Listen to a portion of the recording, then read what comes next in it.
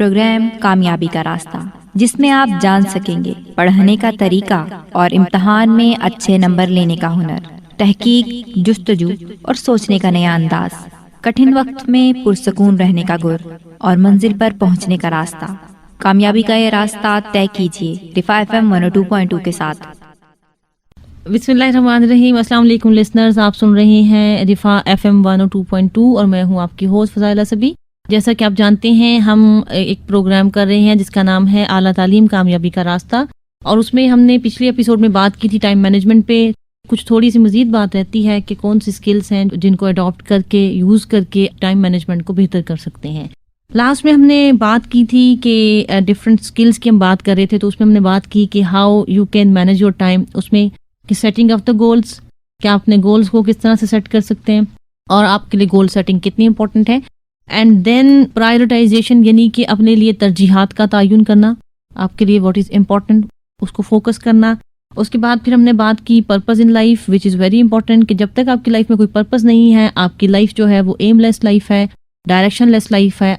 जो आपके सामने है, जिस पर्पस को फॉलो करेंगे उसी की अचीवमेंट के लिए उसके अकॉर्डिंग स्टेप्स करेंगे और फिर अपनी डेस्टिनेशन पे पहुंचेंगे। तो सो define your purpose, very clear purpose and objectives in your life. अब हम मजीद बात करेंगे कि another important tip is that कि आप know what is important for you. जैसे कि पिछले प्रोग्राम में हमने बात की थी टाइम वेस्टर्स। टाइम वेस्टर्स कौन से हैं कि आपको नहीं पता आप किस एक्टिविटी के ऊपर कितना टाइम लगा रहे हैं और आपका टाइम किस तरह से यूटिलाइज हो जाता है। इसमें कुछ चीज़ें हैं, जैसे रिमेंबर कि कुछ आपके टास्क होते हैं अर्जेंट, कुछ होते हैं इंपॉर्टेंट और कुछ अनइम्पॉर्टेंट। तो इसमें आप इसको प्रायोरिटाइज करें, which is important as well as urgent, तो आप उसको सबसे पहले करें। मिसाल के तौर पे जैसे आपकी कोई असाइनमेंट है, आपको 15 डेज पहले मिली, आपने उसको डिले कर दिया, दैट इज़ इम्पॉर्टेंट। उसके साथ एक क्विज भी आ गया, अब क्विज की और असाइनमेंट की डेट इकट्ठी हो गई, तो इसमें अब आप ये चीज़ देखेंगे विच इज़ मोस्ट अर्जेंट।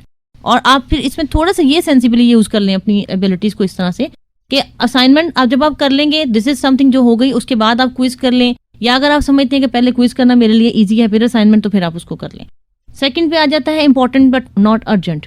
जैसे आपको डेडलाइन मिल गई कि इस डेट को आपने कोई प्रोजेक्ट सबमिट करवाना है, दैट इज इंपॉर्टेंट लेकिन अर्जेंट नहीं है। आप उसको अर्जेंट कैसे बना रहे हैं? प्रोक्रेस्टिनेशन से आप उसको पुट ऑफ करते जा रहे हैं और लास्ट डे पे ले आते हैं, तो it becomes urgent. And then आपके लिए वो काम आ जाते हैं जो ना तो अर्जेंट है ना इंपॉर्टेंट है, तो आप उनको लीस्ट प्रायोरिटी पे रखें। जब आप अपनी प्रायोरिटाइज करें तो ये जरूर इंपॉर्टेंट चीज माइंड में रखें कि what is urgent, what is important, what is unimportant. Second, अगर सेटिंग योर प्रायोरिटी में अगर मैं कुछ पॉइंट्स आपको बताऊं तो ये है कि हमेशा चेकलिस्ट बनाएं of everything you are going to do. जो भी टास्क आपने करने हैं, चाहे डेली बेसिस पे हैं, वीकली बेसिस पे हैं, तो make a list. And then आप जो एसेंशियल और इंपॉर्टेंट टास्क हैं उनको कलर में हाईलाइट कर लें, आप उनको अंडरलाइन कर लें कि these are the most important task.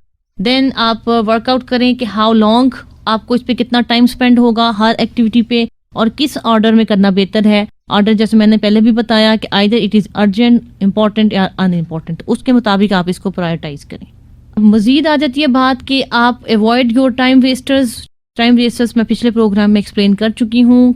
Computer, phone या विजिटर्स, जो अनप्लान्ड विजिटर्स हैं, इन तमाम चीज़ों को आप ऑर्गेनाइज करें और टाइम एलोकेट करें कि आपने सोशल गैदरिंग्स के लिए, फ्रेंड्स के लिए कितना टाइम रखना है। ऐसा नहीं होना चाहिए कि आपके 2, 3, 4 घंटे, 5 घंटे चैटिंग में गुजर गए और आपको पता ही नहीं चला, और फिर आप ये कहते नजर आए कि मेरे पास तो टाइम नहीं है। तो डेफिनेट बात है, जब आप अनहेल्दी एक्टिविटीज में अपना टाइम स्पेंड कर रहे हैं तो टाइम आपके पास नहीं होगा। So taking care of and avoiding time wasters, it will also help you to manage your time. Another important thing is organisation. Organise करें अपनी एक्टिविटीज को डेली बेसिस के ऊपर, या अपनी लाइफ को वैसे भी ऑर्गेनाइज करें। अपनी जो चीज़ें हैं जैसे रूम में रखी हैं, तो आपको पता होना चाहिए कि आपके जो नोट्स हैं वो कहाँ पड़े हैं। इसी तरह से अपने रूम में हर एक चीज़ के लिए एरिया को एलोकेट करें, प्रॉपर प्लेस, जैसे ड्रेसिंग के लिए सेपरेट प्लेस है, कंप्यूटर और आपकी जो स्टडी से रिलेटेड चीज़ें हैं वो एक जगह हों ताकि आपको लोकेट करने में ईजी रहे। और very important thing, learn to say no. जहाँ पे आपको नो कहने की ज़रूरत है वहाँ पे आप लोगों से नो कहें। और ये बात याद रखें कि आपके रिलेशनशिप्स कभी इस तरह से ख़राब नहीं होते। खौफ यही आता है ना कि अच्छा लोग मुझे छोड़ देंगे। जो आपके सच्चे और अच्छे सिंसियर फ्रेंड्स हैं, they will be with you. और अगर कोई शख्स सिर्फ आपको अपने साथ इसलिए रख रहा है कि आप उसकी मुसीबत या परेशानी या प्रॉब्लम्स में काम आ जाते हैं या आप उसके प्रॉब्लम सॉल्व कर रहे हैं, तो फिर that is not your real friend. तो ये बल्कि एक टेक्निक है कि इसके ज़रिए से आप अपने ऐसे लोगों को भी आइडेंटिफाई कर लेते हैं who are not sincere to you. तो जहाँ पे आपको लगता है कि मैं ये काम नहीं कर सकती, मत करें। और प्रॉपर वे में अच्छे कम्युनिकेशन स्टाइल के साथ नो कर दें. It's more good for you. Concentrate on the task which is at your hand right now. अभी जो आप टास्क कर रहे हैं उस पर कंसंट्रेट करें. डोंट थिंक अबाउट अच्छा मैंने ये भी काम करना है, मैंने ये भी काम करना है. बहुत सारे लोगों को आप देखेंगे जो काम कर रहे हैं उस पर तो फोकस नहीं कर रहे और साथ साथ जहन में ये भी चल रहा है अभी तो वो भी रहता है, अभी तो वो भी रहता है. तो नतीजा क्या निकलेगा, जो आप कर रहे हैं उसको भी सही तरह से नहीं कर पाएंगे. So focus on the current task whatsoever you are doing. अभी हम बात मजीद करेंगे प्रोक्रेस्टिनेशन के ऊपर. सारा आप बताओ what is procrastination. You don't have any idea. Okay आप बताओ निदा. आज नहीं कल करना है, कल नहीं परसों करना है. You are right. बेसिकली पहली बात ये होती है कि या तो हमें प्रोक्रेस्टिनेशन के बारे में पता नहीं है. प्रोक्रेस्टिनेशन शायद है भी डिफिकल्ट वर्ड. तो इसका मतलब है नेगेटिव डिले या पुटिंग ऑफ द थिंग्स, यानी कामों को आज नहीं कल, कल नहीं परसों, और उसके बाद फिर वो लास्ट जो डेडलाइन आ जाती है और फिर it becomes very difficult for me कि मैं उसको कैसे मैनेज करूं. प्रोक्रेस्टिनेशन का मैंने आपको बता दिया कि it is actually negative delay. और अब मैं आपको बताऊंगी कि व्हाई वी डू, हम क्यों करते हैं ऐसा. आप बताओ मुझे सारा, क्यों करते हैं. वही वाली बात आ जाती है, शायद सुस्ती, आपका मूड नहीं होता, आपको पता नहीं होता कि ये काम जो आपने करना है ये कितनी इंपॉर्टेंस रखता है. ठीक है. आपको ये नहीं पता होता कि कल जो आप कल समझ रहे हो वो कल आनी है नहीं आनी है. हो सकता है उस टाइम पे कुछ और आपको आ जाए और ये काम वहीं का वहीं रह जाए. बिल्कुल ठीक. आप बताओ निदा. यहाँ पे समटाइम्स स्टूडेंट ये भी समझते हैं कि हम कर लेंगे, यानी हमें इतनी एबिलिटी है कि आखिरी दिनों में भी करके पास हो जाएंगे. मे भी इस वजह से भी वो सुस्ती तो एक अलग चीज है. यहाँ पे वो अपने ऊपर ओवर कॉन्फिडेंट होने की वजह से ओवर कॉन्फिडेंस भी हो सकता है. ओके मैं थोड़ी सी, आपने बिल्कुल सही कहा, मैं इसमें ऐड करूंगी कि एक तो सबसे बड़ी प्रॉब्लम ये आ सकती है कि sometimes fear of failure is there in the mind of the student. Perfect किस्म की मेरी असाइनमेंट होनी चाहिए, पता नहीं मैं कर पाऊँ ना कर पाऊँ, मुझसे लिखा नहीं जा रहा. आई रिमेंबर कि जब मैं एमएससी में थी तो फर्स्ट सेमेस्टर मुझे ये प्रॉब्लम बहुत आया करता था. Ideas are there in the mind, लेकिन मुझे फियर होता था कि पता नहीं मुझसे हो पाएगा या नहीं हो पाएगा. तो एक तो ये फियर आपके माइंड में हो सकता है कि आप कर सकते हो नहीं. सेकंड पॉइंट आ जाता है परफेक्शनिज्म. बेस्ट होनी चाहिए, और परफेक्शनिज्म के सिलसिले में हम जो कर सकते हैं वो भी नहीं कर पाते. No one is perfect. Remember one thing, आप उसको करें and by you will become perfect in that area. आपकी प्रैक्टिस जो है वो आपको परफेक्ट कर देती है, but you start doing it. And then fear of success, again fear of failure, fear of success. वही बात है कि अगर फेल हो गई तो, अगर असाइनमेंट अच्छी ना हुई तो, ठीक है. ऐसी सजेशंस, नेगेटिव सजेशंस माइंड में आ रही होती हैं. एक होता है कि एक रिबेलियस होना, not following the time tables, not following the people rules, कि नहीं कर रही मैं, ये केयर फ्री टाइप तबीयत होना, एक मिजाज ऐसा होना कि आप फोकस नहीं करते चीज़ों के ऊपर, ठीक है. तो ये एक रीज़न भी आ सकती है. Another important thing is that poor planning and poor organisation of your tasks. Poor organisation, या चाहे वो सेल्फ ऑर्गेनाइजेशन है, चाहे वो आपकी स्टडी से रिलेटेड प्लानिंग है, अगर आप उसको प्रॉपरली अच्छी तरह से प्लान नहीं करते, ऑर्गेनाइज नहीं करते, तो at the end of the day आपको उसमें बहुत सारे इश्यूज फेस करने पड़ते हैं, जिससे आपको आपकी अपनी हेल्थ पे भी असरात आते हैं और आपके स्टडी भी डिस्टर्ब होती है. नाउ लेट्स टॉक अबाउट कि ये तो ठीक है क्यों हम करते हैं प्रोक्रेस्टिनेशन. अब हम बात करते हैं कि कौन सी ऐसी टिप्स हैं कि हम प्रोक्रेस्टिनेशन को कम कर सकते हैं. आप बताओ सारा, एक दो टिप्स आपके माइंड में आ रही हों कि हम कैसे प्रोक्रेस्टिनेशन को कम कर सकते हैं. सबसे पहले तो हम ये सोचेंगे कौन सी चीज़ें इम्पॉर्टेंट हैं जो कि हमने करनी है. Very good. ठीक है. सेकेंडली ये कि हम लोगों ने किस तरह से करनी है, प्रॉपर प्लानिंग होनी चाहिए. और यहाँ पे मैं समझती हूँ कि बजाय इसके कि आप बड़े बड़े काम करो, आप छोटे छोटे स्टेप लेना शुरू करो. जिस तरह से अगर आपका कोई एक काम है तो अगर उसको आप 5 की जगह आप 10 स्टेप्स में करते हो तो वो मेरा ख्याल है बिल्कुल ठीक. इसे हम कहते हैं बिट्स एंड पीसेस मेथड. अभी मैं इस पे बात करूंगी. आप बताओ निदा. मेरे ख्याल है स्टूडेंट को ये सोचना चाहिए कि अगर सपोज वो आखिरी दिनों पे छोड़ रहा है तो आखिरी दिनों में कोई और ऐसा इवेंट हो सकता है कि मे बी वो पढ़ ना सके, या मे बी उनको टाइम ही ना मिल सके कि वो अपने असाइनमेंट गॉड फॉरबिड समटाइम्स ऐसा कोई वाक्य हो सकता है which is not in your control. खुदा ना खासा आपकी हेल्थ से रिलेटेड फैमिली में कोई ऐसा प्रॉब्लम आ सकता है कि आप उसको मैनेज ही ना कर पाए. तो then it becomes very difficult. So don't put yourself in the crisis.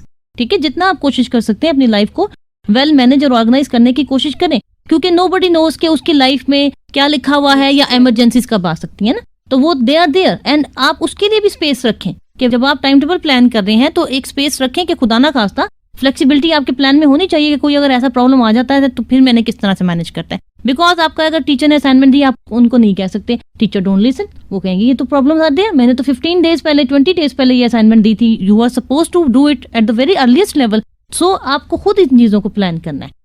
इसमें सबसे पहले तो बात यह है कि अपने पर्सनल गोल सेट करें.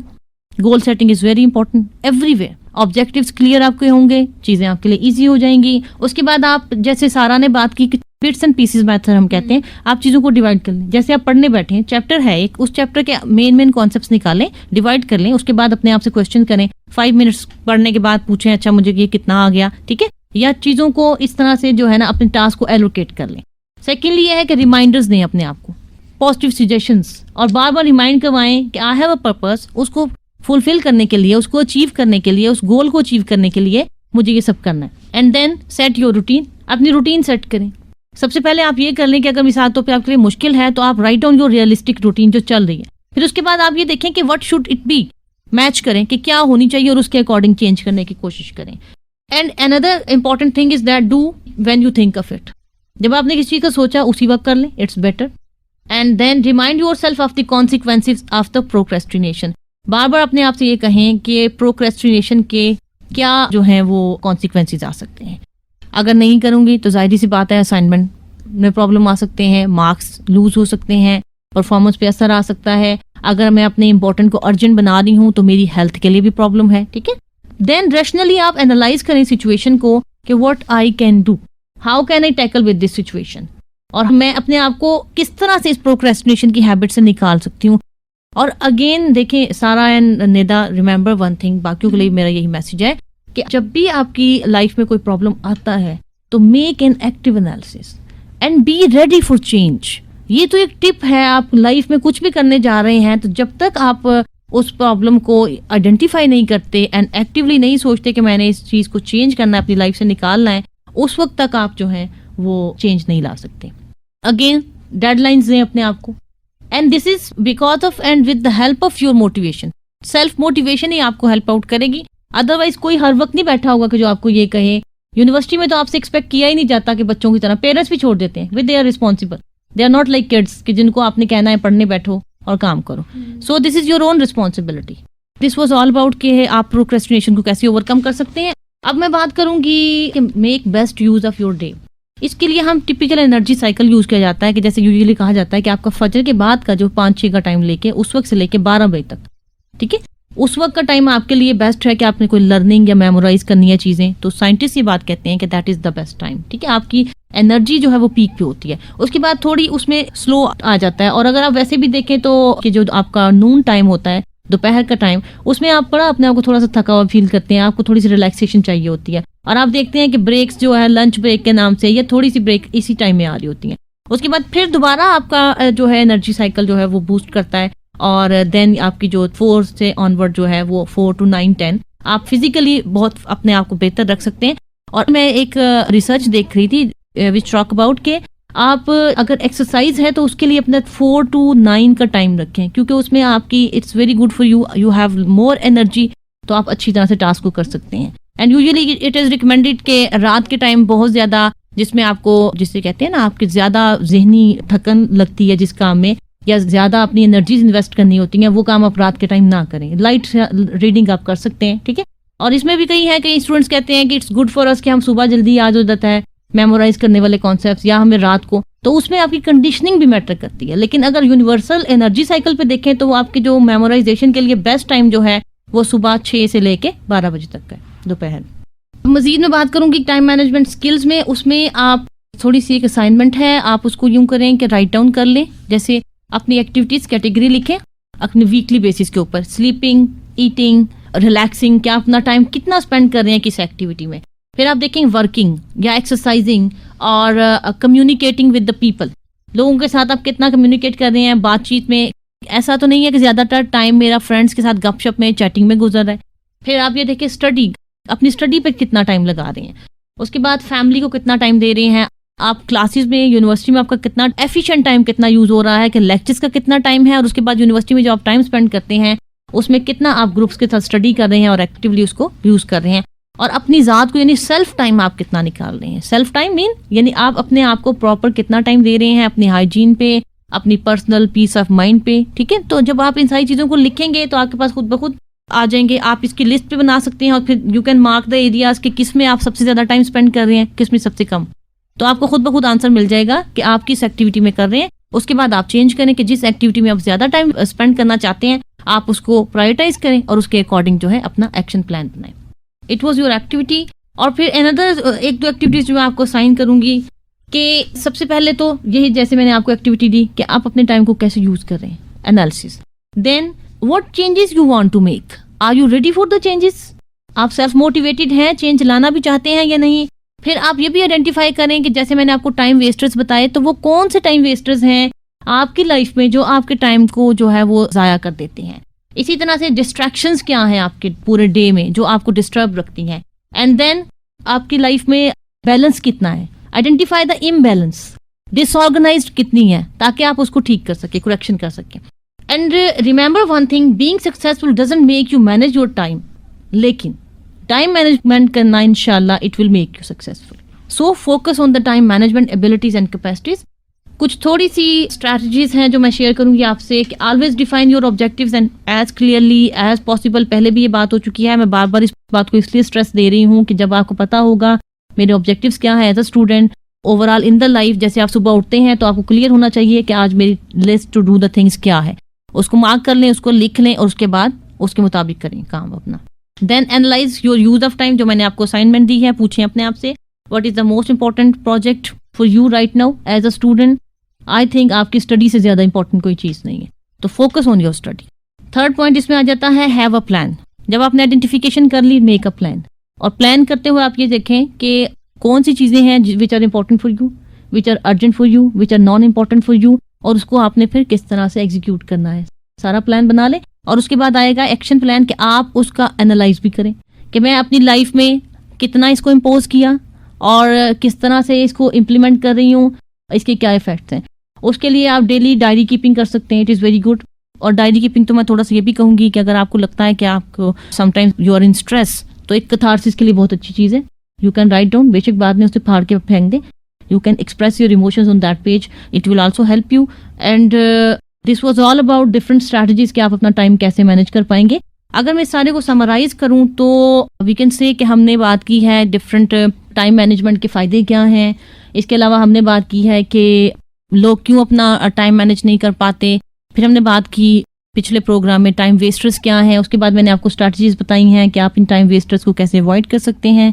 फिर मजीद हमने बात की प्रोक्रेस्टिनेशन के ऊपर कि ये जो negative delay of the things है कि हम आज का काम कल पे छोड़ते जाते हैं, ये होता क्या है और इसको आप कैसे रिमूव कर सकते हैं। और उसके बाद फिर मैंने आपको डिफरेंट टिप्स दी हैं कि आप टाइम मैनेजमेंट स्किल्स को कैसे इंप्रूव कर सकते हैं। Thank you so much listeners, it was all about time management. अपनी फीडबैक से आगाह कीजिएगा, आई विल वेट इंशाल्लाह। इजाज़त दीजिए अपनी होस्ट को फजाइला सभी। अस्सलाम वालेकुम। अभी आप प्रोग्राम सुन रहे थे कामयाबी का रास्ता, मेजबान डॉक्टर फजाइला सभी, प्रोड्यूसर निदा नईम, पेशकश रिफा इंटरनेशनल यूनिवर्सिटी।